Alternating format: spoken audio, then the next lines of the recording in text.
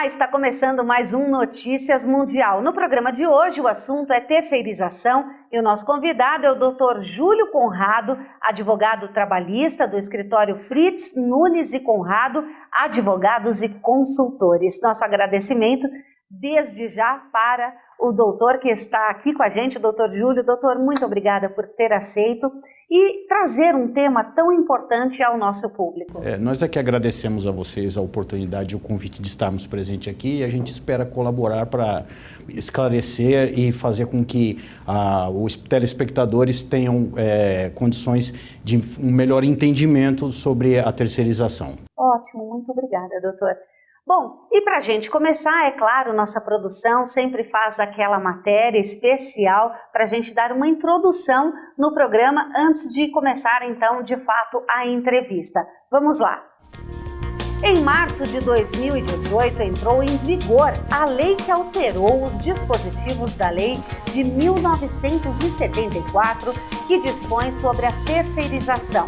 O texto original, que tramitava na Câmara desde 2002, foi aprovado em caráter de urgência, trazendo assim uma série de mudanças e dúvidas para os empregados e também para os empregadores.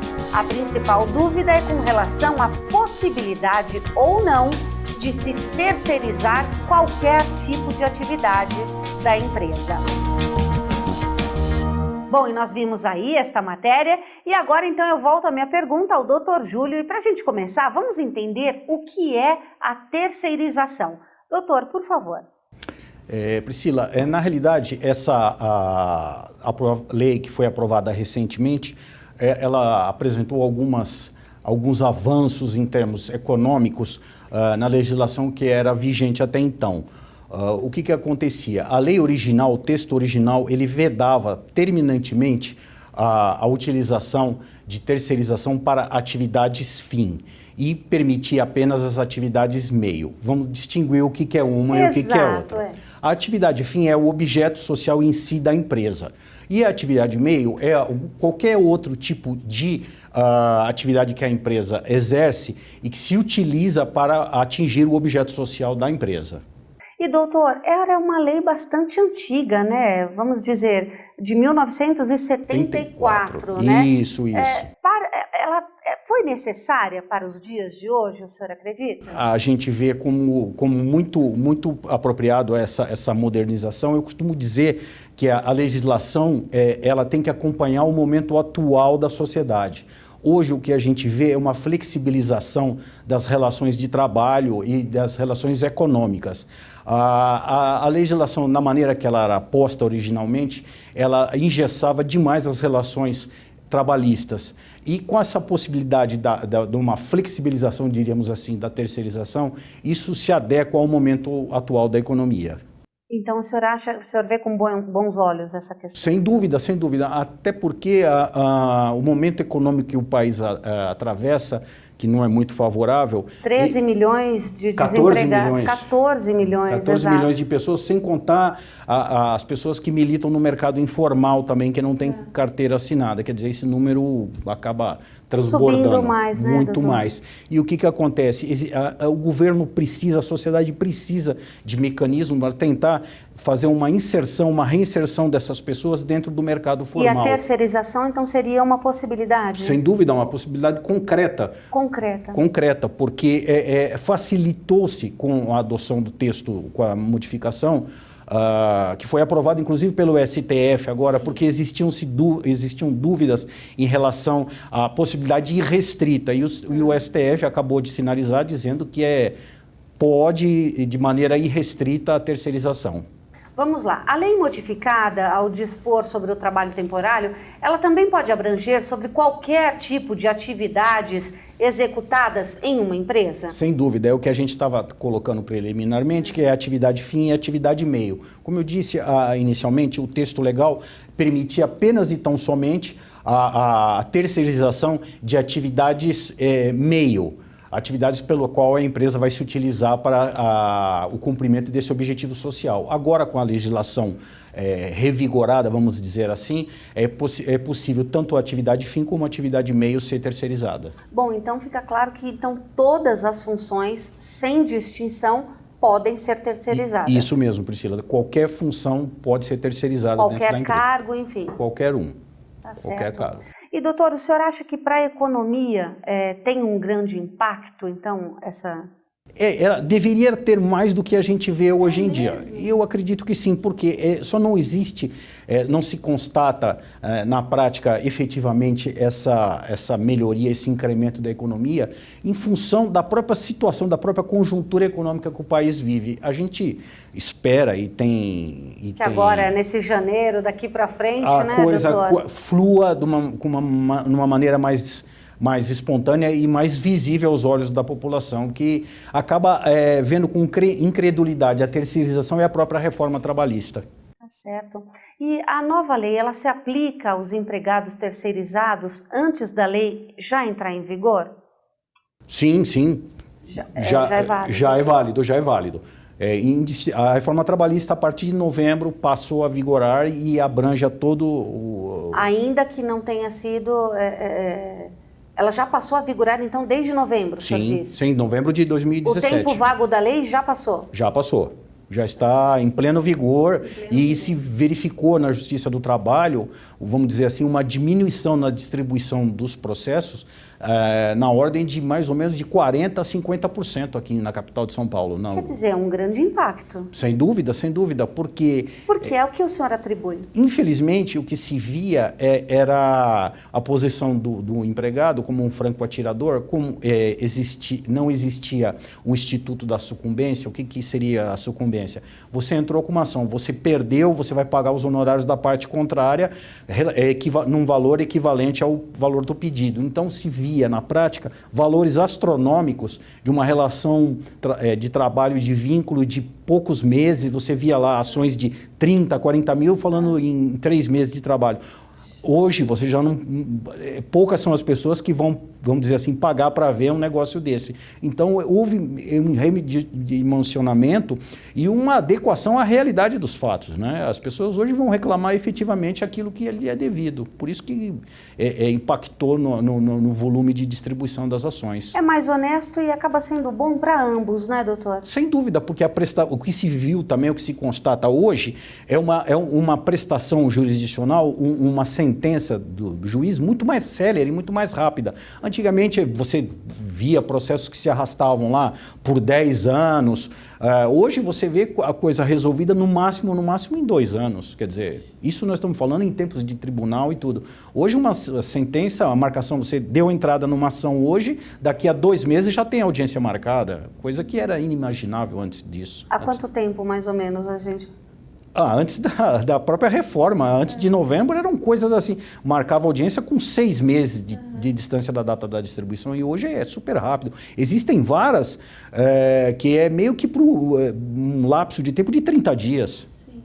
Doutor, nessa nova lei, o que o senhor destaca de positivo e de negativo? Tem algum ponto que o senhor ainda acha que deveria ser um pouco mais discutido? Olha, isso é uma opinião pessoal. Sim, é uma opinião pessoal. A gente costuma dizer que tudo que é absoluto é uma coisa muito... É perigoso. Perigoso, sem dúvida. Por quê? Ela não permite nenhum tipo de exceção, fica realmente... essa possibilidade irrestrita acaba sendo um caminho um tanto quanto perigoso, porque a gente... E poderia ser um caminho sem volta, vamos dizer assim? Eu acredito que não, porque isso também é um tipo de legislação que, da mesma maneira que ela sofreu essa reforma, daqui a algum tempo ela pode sofrer algum tipo de adequação. Depende também dos fenômenos que acontecerem na sociedade para que isso aconteça. Claro. Até com o advento, falando da reforma trabalhista, que é uma situação de grande vulto que aconteceu, logo após a entrada em vigor, não se sabia ao certo qual seria o comportamento dos juízes, qual seria o entendimento dos tribunais. Como eles iriam encarar isso. E as coisas foram se colocando, se adequando, se acomodando, e o que a gente vê hoje aí é um pleno vigor de uma legislação modernizada. Bom,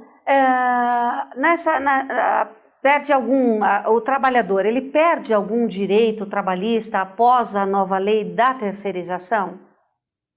Não, na realidade não perde, ao contrário, o que aconteceu foi isso a gente falando de terceirização, de temporários, houve uma formalização de uma situação que era meio... Era muito discutida isso, e não muito se esparsa. chegava a um acordo. Hoje a lei preconiza certos ritos, certas formalidades que antes não existiam e que agora existem, não?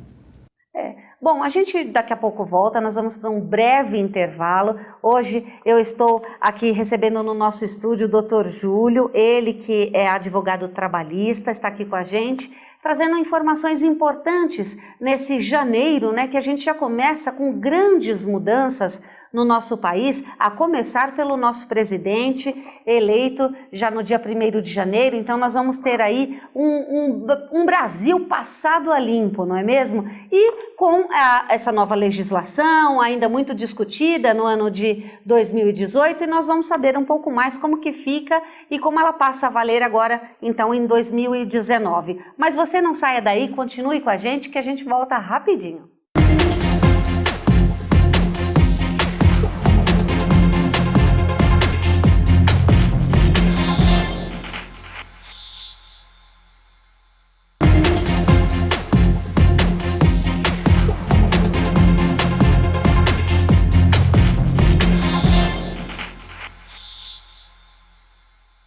De volta com Notícias Mundial, que hoje traz o Dr. Júlio Conrado, advogado trabalhista do escritório Fritz Nunes e Conrado, advogados e consultores.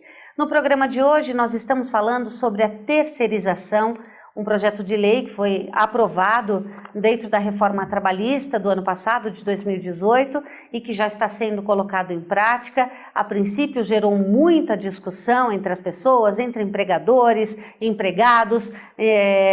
No início as pessoas ainda não entendiam muito sobre o tema, e a gente então trouxe o doutor para falar um pouco mais, já que estamos iniciando um ano com tantas novidades. Doutor, a princípio é o que a gente estava conversando até no intervalo, né? Existe um quezinho das pessoas, sempre no início de alguma mudança, colocarem defeito, achar que não vai dar certo, não, isso daí já começou tudo errado. Mas a gente tem que olhar para frente, para o futuro, ver aí as transformações da sociedade e perceber que essas mudanças, elas vêm de uma forma positiva, que é para tentar colocar o nosso país nos trilhos. O senhor não acha? Sem dúvida, a tua colocação foi muito bem observada e muito bem posta, na medida em que o que a gente vê, isso é próprio do ser humano, é uma reação que a psicologia... É meio natural, né? Ela vai Nós temos explicar. aquele quesinho do pessimismo. É a repulsa pelo desconhecido. Pelo desconhecido. E aí o que se via na prática eram as pessoas dizendo que não ia dar certo, que aquilo era muito drástico e que não ia vingar. Aumentar o número de desempregados. Isso, e o que está se vendo hoje na prática, em termos de procedimento dentro da justiça, é o contrário, é uma celeridade maior dos processos, é uma responsabilidade das partes na alegação de fatos. Tanto do empregador quanto do empregado. Dos dois lados. O que se via era um procedimento totalmente desmedido, tanto do reclamante como dos empresários, que formavam convencimentos, tentavam pelo menos vender uma ideia que não era a realidade dos fatos. E hoje o que se vê é uma conduta mais responsável de ambas as partes. Então, quer dizer, é uma lei que vem para proteger a ambos, não é, doutor? Sim, a sociedade. A maior, como é que eu poderia te dizer, intenção da lei é a proteção da sociedade, é a salvaguarda dos interesses da sociedade, e é o que está se vendo em relação a isso. Ambos os lados respeitarem as relações de trabalho na medida do possível e realmente o Estado prestar a tutela jurisdicional em situações efetivamente devidas. Tá certo. E uma pessoa que está em uma empresa e esta resolve, então, terceirizar a mão de obra? Haverá perda de salário do empregado? Há alguma perda também por parte do empregador? Como que fica essa relação? Efetivamente, não. Nenhum funcionário pode ter redução salarial. Ele não pode ser demitido, é uma pergunta que se faz muito recorrentemente. Exatamente. Que seria, pode demitir e depois recontratar? Não, esse tipo de procedimento é terminantemente vedado. E como é que funciona essa transição, então?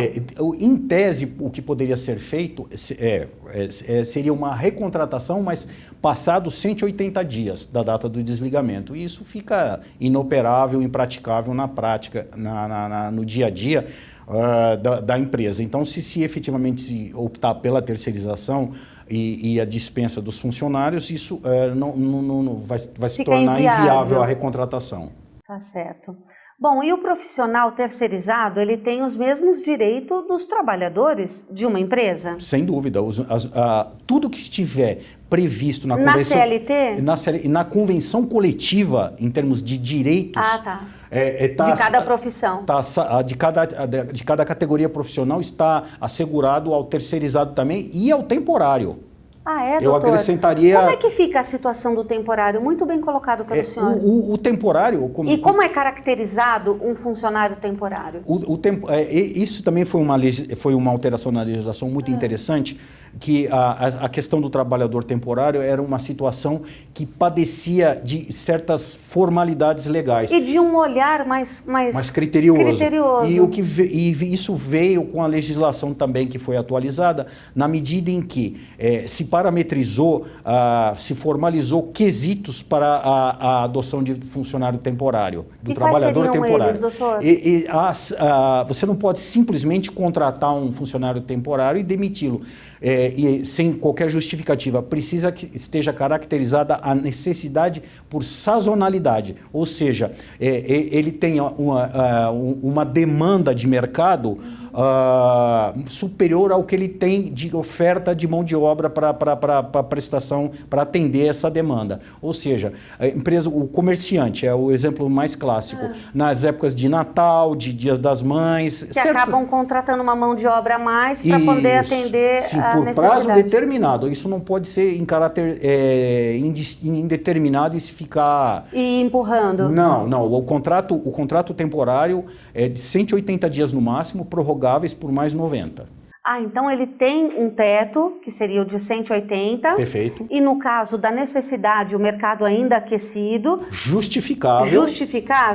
Com essa demanda necessária para atender e se prorroga por mais 90 dias. Tá certo. E como o senhor estava falando, eu até entrei com outra pergunta, na questão do terceirizado, então ele tem os mesmos direitos de um empregado registrado através da CLT. Sem dúvida. Todos os direitos... Férias, 13º. A mesma coisa. Todos os benefícios, eu diria mais, não só os direitos trabalhistas, mas como os benefícios previstos na CLT, na CCT da categoria, são extensivos ao trabalhador terceirizado e ao temporário. Benefícios que a gente fala que seria vale transporte, refeição, benefícios como esse, doutor? Até outras situações, como por exemplo, existem categorias que prevêem um intervalo durante a jornada específica, isso tem que ser extensivo ao terceirizado, particularidades de cada categoria? De cada categoria, de alimentação, inclusive. Eu vou dar um exemplo. Uma empresa de engenharia, a convenção coletiva determina que tenha o fornecimento de uma alimentação, de uma fruta e de um específico embutido. É uma coisa assim na construção civil. E isso, no caso de temporário e de terceirizado, tem que ser extensivo a essa categoria de trabalhador. Tá certo. Bom, então, para a gente ir finalizando um pouco a questão desse assunto, doutor, então, como o senhor vê aí o nosso 2019 que está começando, estamos aí com um novo comandante desse barco, não é mesmo? O presidente eleito Jair Bolsonaro, do PSL, e há muita especulação de mercado, formou-se aí um super ministério da economia, para tentar colocar o país nos trilhos novamente. Com que olhos o senhor vê essa mudança toda, desde o presidente até a mudanças na lei? Nós vemos aí a reforma também previdenciária já em andamento.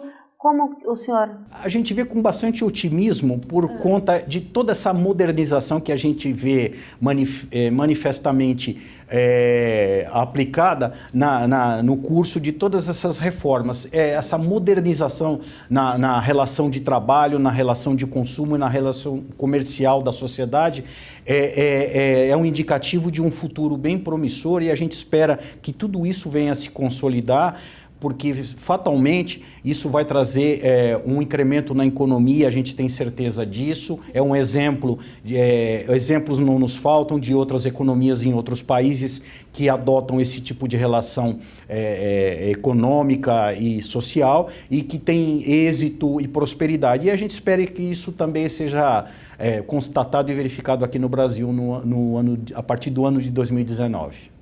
E que as leis estejam sempre, não é, doutor, à disposição da sociedade para preservar a integridade de cada um, seja no lado do empregador, no lado do empregado, não é mesmo? Sempre em prol da sociedade. Em prol da sociedade. É o que se espera de um legislador moderno e de uma legislação que venha atender aos anseios da sociedade. Tá certo.